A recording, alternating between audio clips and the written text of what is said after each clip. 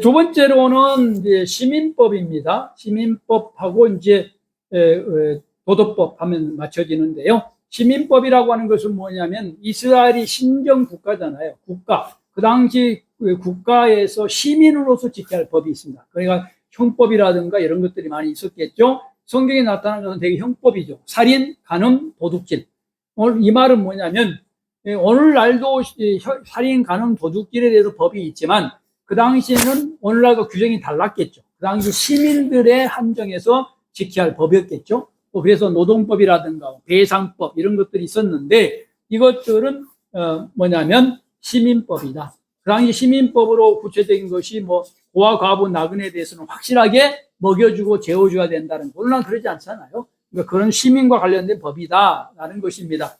특별히 이런 것들은 이제 도피성 제도와 관련이 있었죠. 그 시민들을 보호하기 위해서 만든 도피성 제도가 관련이 있었습니다. 그러나 이 시민법도 마찬가지로 오늘날 그대로 적용할 필요가 없다. 성경을 읽을 때 이 그대로 지킬 필요는 없다. 그러나 아까 의식법과 똑같게 정신은 그대로 살아있다. 그래서 칼뱅이 뭐라고 있다고요? 시민법 형태는 사라졌으나 그 안에 공의의 원리는 여전히 유효하다라고 주장했다고 써놨습니다. 그러니까 이거는 개혁주의에서도 시민법을 내리면 똑같이 예전에 이스라엘이 만들어놨던 성경에 나온 대로 지킬 필요가 없다고요. 그대로 지킬 필요가 없지만 정신은 살아있다. 이렇게 생각을 하면 되실 것 같습니다.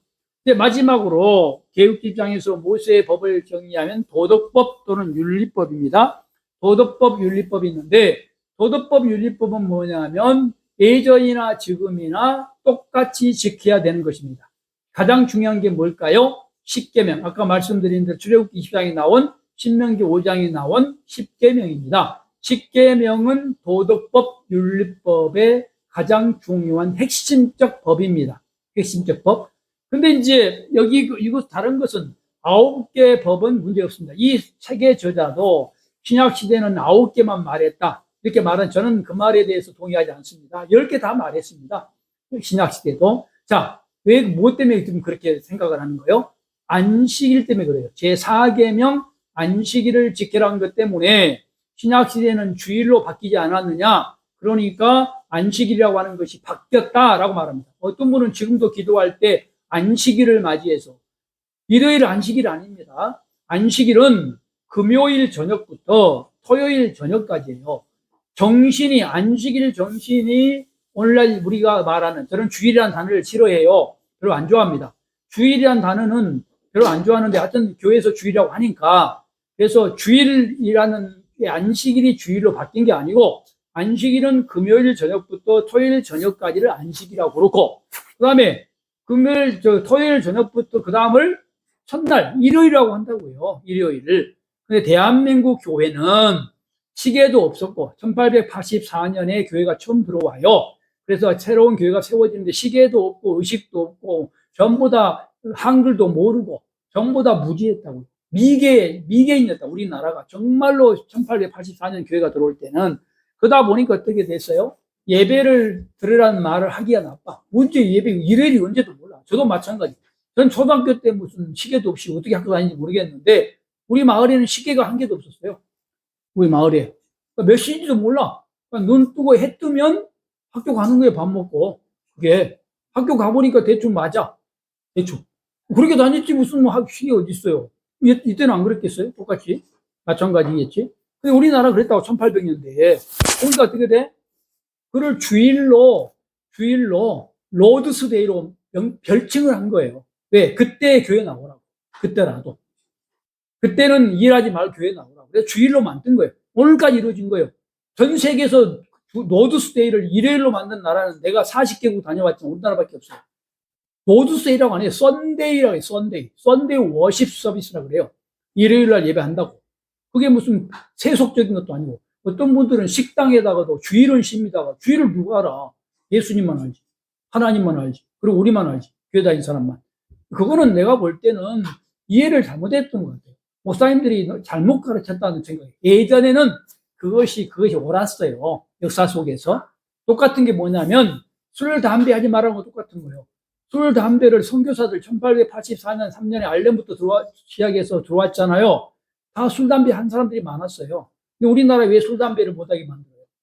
그 당시 남자들이 맨날 일도 안 하고 여자들만 일 시키고 맨날 술만 먹고 담배 피고 그 다음에 뭐해? 축첩제도 처벗고 하니까 선교사들이 기독교인은 술 먹지 말고 담배 피지 말고 축첩하지 말자라고 말한 거예요. 그게 오늘날까지 교회법이 되어진 거예요. 그래서 전 세계에서 술, 담배 먹지 말라는 교회법은 우리나라가 아마 거의 유일할 거예요. 물론 교단에 따라서 미국도 제가 가보니까 유럽도 술, 담배 안 하는 교단이 있어요. 있는데 대부분 술, 담배 다 합니다. 저도 유학 시절에 갔더니 우리 교수님이 딱 밥 먹으러 가면 와인 딱 권해요. 술. 나는 뭐라고 말하냐면 나는 한국 모사다. 코리안 파스터다. 나는 코리안 파스터이기 때문에 한국 법에 따라서 술과 담배를 하지 않는다. 이렇게 설명을 해요. 그 사람은 이해 못하죠. 그러니까 이런 원리인 거예요. 이런 원리가 있는 거예요. 자, 안식이라고 하는 것은 있습니다. 지금도 정확하게 도덕법이에요. 안식일이 없어진 게 아니고 주일이 바뀐 적이 한 번도 없어요. 주일로. 안식일을 예배 드리는 것을 언제부터? 사도행전 후반기에 보면 일요일로 바뀌기 시작합니다. 왜 그랬어요? 예수님이 부활하신 날이라고 우리가 생각하기 때문에 그런 거예요. 기독교인이 그렇게 믿고 있기 때문에 그런 겁니다. 그래서 부활할 날에 예배 드리자. 안식일은 구약시대의 창조가 끝난 날이니 신약시대의 핵심은 예수님의 부활이잖아요. 구약의 핵심적인 사건이 창조라고 한다면 신약시대의 핵심은 예수님의 부활이란 말이에요. 그러니까 부활한 날 예배 드리자고 하는 것. 그래서 일요일로 바뀌어가기 시작합니다. 그리고 2세기부터 교회가 이제 어떻게 돼요? 공휴일이 되어지면서 그때 예배 드려야 어떻게 예배 드리겠어요? 직장 가는데 직장 가지 말도록 예배 드린 거예요? 직장을 쉬고 예배 드린 것이 옳은 거예요?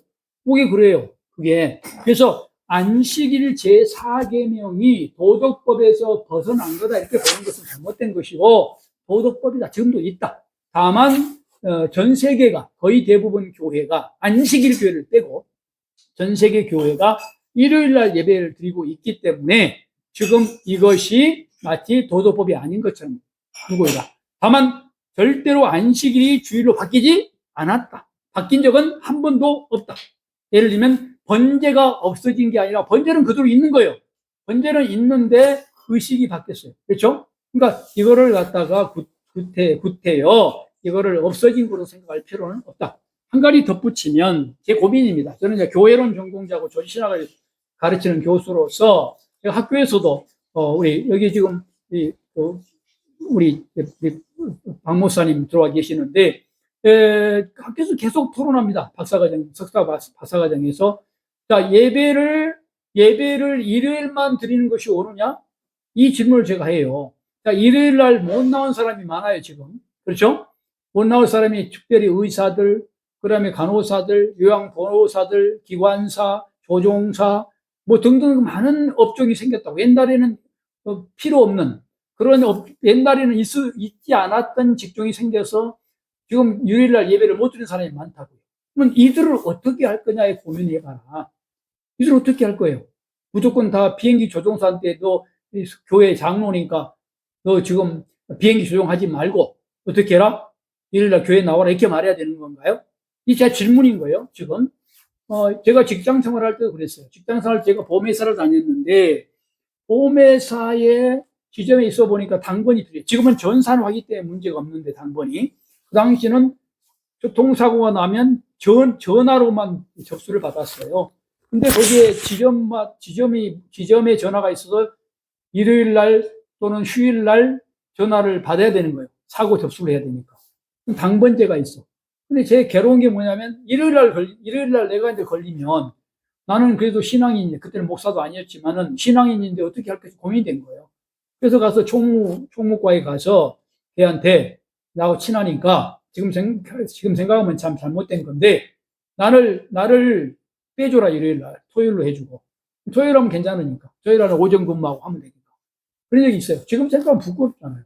예수 믿는 사람이, 토요일 날 하는 거야. 출근하니까 간단하지만 일요일 날은 아침에 다시 나가야 되는 거예요. 예수 믿는 사람은 그걸 안 한다? 그게 정말 기독교에서 바른 것인가라는 질문 앞에 내가 굉장히 부끄러웠어요. 대안은 없었지만. 그 당시는 주일 성수라고 하는 것이 내 마음속에 딱 들어와 있었기 때문에 어떤 대안이 없었어요. 그게 이제 저한테 굉장히 과제예요. 지금 예를 들면 그렇습니다. 오후 예배를 드려요. 물론 오후 예배는 모든 성도가 5번 예배를 드리기를 바라지만 최소한 드리지 못한 사람이 일요일 날 드리지 못한 사람이 그래도 수요일이라도 금요일 새벽이라도 드려라. 이런 이유가 하나 있고요. 두 번째 온라인 예배를 드리는 것도 마찬가지입니다.